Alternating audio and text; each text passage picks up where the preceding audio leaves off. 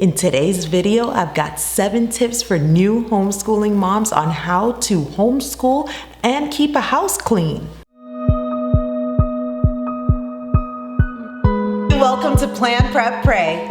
Hey girlie, my name is Wendy and I am a homeschooling mom of 4 little ones, and on this channel I talk about all things home management, homeschooling, kids empowerment, and mommy self-care. So subscribe, hit the notification bell so you don't miss a thing. My first tip for you, if you haven't done it, now's the time. Minimize, minimize, minimize. Minimize toys, minimize clutter, minimize your life, because the last thing you need with homeschooling is a cluttered home. So minimize as much as you can. It will be so much easier to keep a clean home. Second thing we do in our home to keep a clean house is we do family contributions before we start school. That means everybody comes together as a family and we clean one room of the house every single day. Everyone takes a different part of the room, whether, hey, you wipe the windows and you clean the floor and you wipe the baseboard and you pick this up and you pick that up. It helps us deep clean one room every single day. That way we can maintain our home. In addition to all the daily tasks that we do, we end up having at least one room a day really deep cleaned, which helps us keep a clean house. Third thing we do to keep a clean house is we play with one thing at a time, and when we are done, it goes back in the bin and it goes away in the cubby.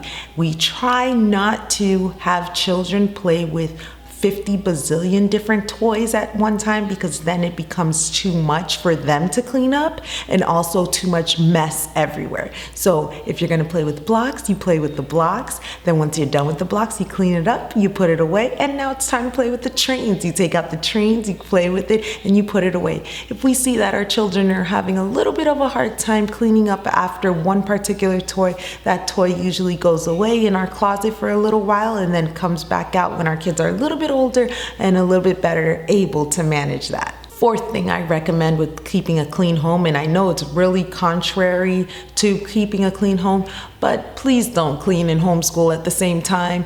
Homeschooling or schooling should be for schooling, and cleaning time should be for cleaning time. So have a clear line. I used to wash dishes while I'm teaching the kids, and I would get so flustered and so frustrated with that I'm not able to give my full attention to cleaning or my full attention to my children.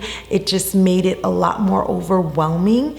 So keep things compartmentalized so that I'm focusing on homeschooling. That is what I'm focusing on at the time. And I'm focusing on cleaning. That is what I'm focusing on at that time. Don't try to mix and mesh things. It just gets to be too much. Fifth thing, and I'm gonna preach on it every single video, it seems, laundry every day, especially if you have 4 kids. Laundry can become a monster, so take care of it every day. With us, we have a laundry routine. Laundry is a part of life. It's something that's done on a daily basis. Everyone contributes to the laundry in some way, shape, or form.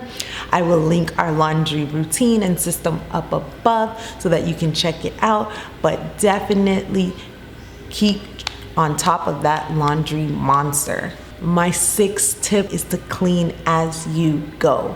We have the tendency to clean after every routine that we do. So after we do our morning routine, we clean up. After we do our homeschool, we clean up.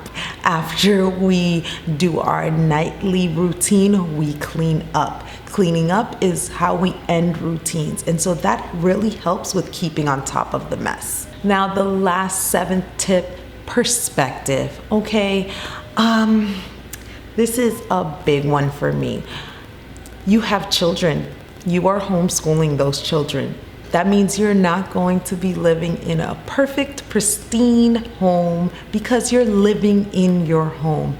To me personally, there's nothing better than getting down on the carpet with my kids with their toys on the floor and playing with them and enjoying them.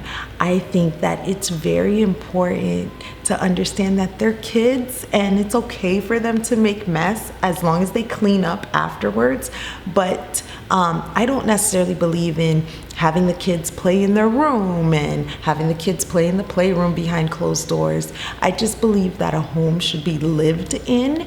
And I mean, I just love, like I said, just getting on the carpet with my kids and building blocks with them and rolling around with them. And to me, it just feels homey to have my kids play where I'm at.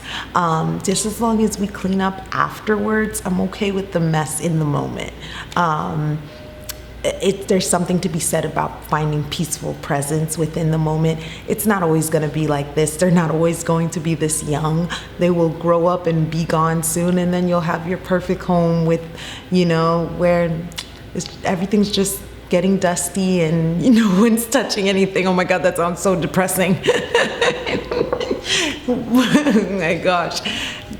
But I mean, you're going to have that beautiful, clean house someday. So enjoy the messes and the little hands and that time while you can. So let me know in the comments down below, what's the weirdest cleaning thing you've done while homeschooling? Let me see, what's the weirdest cleaning thing that I've done while homeschooling? I've cleaned the bathroom while homeschooling. But I like to clean the bathroom, so I don't know if that's weird for some people. I guess that's the weirdest cleaning thing that I've done. Thank you so much for watching. Please subscribe, hit the notification bell so you don't miss a thing, and I'll see you next time. Bye.